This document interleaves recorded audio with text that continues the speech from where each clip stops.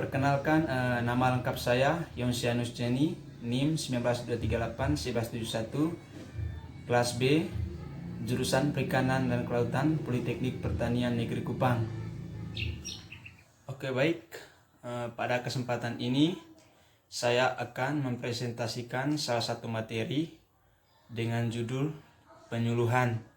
Jadi yang pertama-tama saya akan menjelaskan pengertian dari penyuluhan.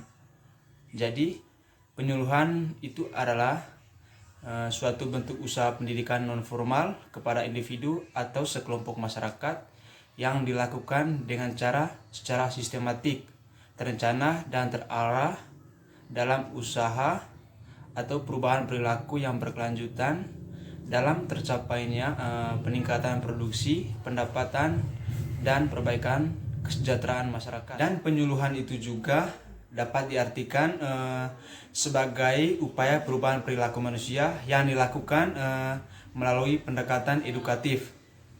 Jadi pendekatan edukatif ini dapat diartikan sebagai rangkaian kegiatan yang dilakukan secara sistematik, terencana, dan terarah dengan peran serta aktif individu, kelompok atau masyarakat yang memecahkan suatu masalah dengan memperhitungkan faktor sosial, ekonomi, dan budaya. Dan penyuluhan ini juga tentunya tidak terlepas dari bagaimana agar sasaran penyuluhan dapat mengerti, memahami, dan tertarik serta mengikuti apa yang disalurkan dengan baik dan benar atas kesadaran diri, berusaha untuk menerapkan ide-ide baru ke dalam kehidupan lingkungan masyarakat. Oleh karena itu, penyuluhan itu membutuhkan suatu rencana yang matang, terarah, dan pada penyuluhan ini juga ada tujuan yang perlu kita capai bersama, yaitu untuk mengubah kehidupan masyarakat menjadi lebih baik dari sebelumnya, dari keadaan yang tidak ada. Perubahan kehidupan masyarakat tersebut menyakup setiap bidang di segala dan di dalam semua lapangan. Pada tujuan penyuluhan ini dapat juga terbagi atas dua bagian. Jadi yang pertama itu adalah tujuan jangka pendek, terus yang kedua yaitu tujuan jangka panjang. Jadi yang termasuk dalam tujuan jangka pendek itu yang paling pertama yaitu perubahan tingkat pengetahuan, terus yang kedua perubahan tingkat kecakapan atau kemampuan, yang ketiga perubahan sikap, dan yang keempat perubahan motif tindakan. Terus yang termasuk dalam tujuan jangka panjang yang paling pertama yaitu better farming, mau dan mampu mengubah cara usaha dengan cara yang lebih baik. Terus yang kedua yaitu better business, yang artinya berusaha yang lebih menguntungkan. Terus yang ketiga yaitu better living, atau menghemat dan tidak beroyal. Setelah tujuan utama, yang berikut adalah media dan alat bantu penyuluhan. Kegiatan penyuluhan tidak dapat lepas dari media karena melalui pesan disampaikan dengan mudah untuk dipahami. Media juga dapat menghindari kesalahan persepsi, menjelas informasi, dan juga mempermudah pengertian. Jadi alat bantu penyuluhan adalah alat-alat yang digunakan oleh pendidik dalam menyampaikan bahan pendidikan atau pengajaran, fungsi untuk membantu dan menggerakkan suatu di dalam proses pendidikan atau. Dan yang terakhir adalah faktor-faktor yang mempengaruhi penyuluhan. Secara umum terdapat beberapa faktor yang mempengaruhi proses perubahan keadaan yang disebabkan karena penyuluhan.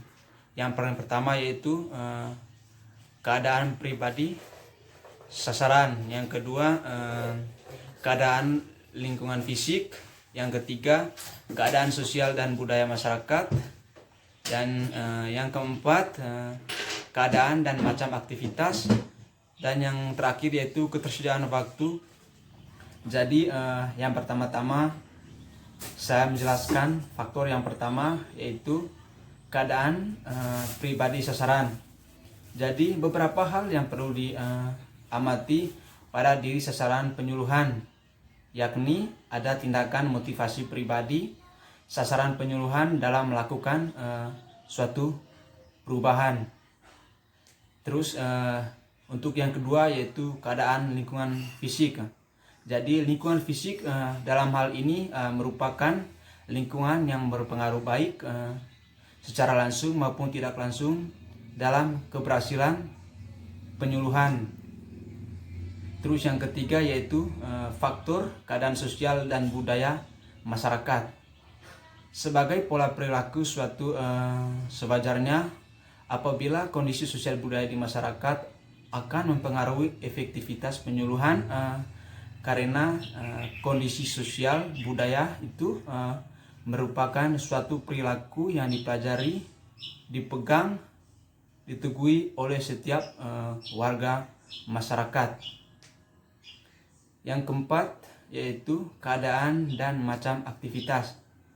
Jadi kelembagaan yang tersedia dan menunjang kegiatan penyuluhan, ada tindakan peran serta terkait dalam proses penyuluhan akan menentukan suatu aktivitas penyuluhan.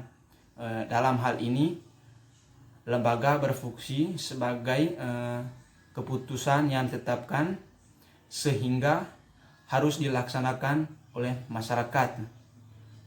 Dan yang terakhir yaitu ketersediaan waktu di masyarakat. Waktu penyampaian informasi harus memperhatikan tingkat aktivitas masyarakat untuk menjamin tingkat kehadiran masyarakat dalam penyuluhan. Oke, baik,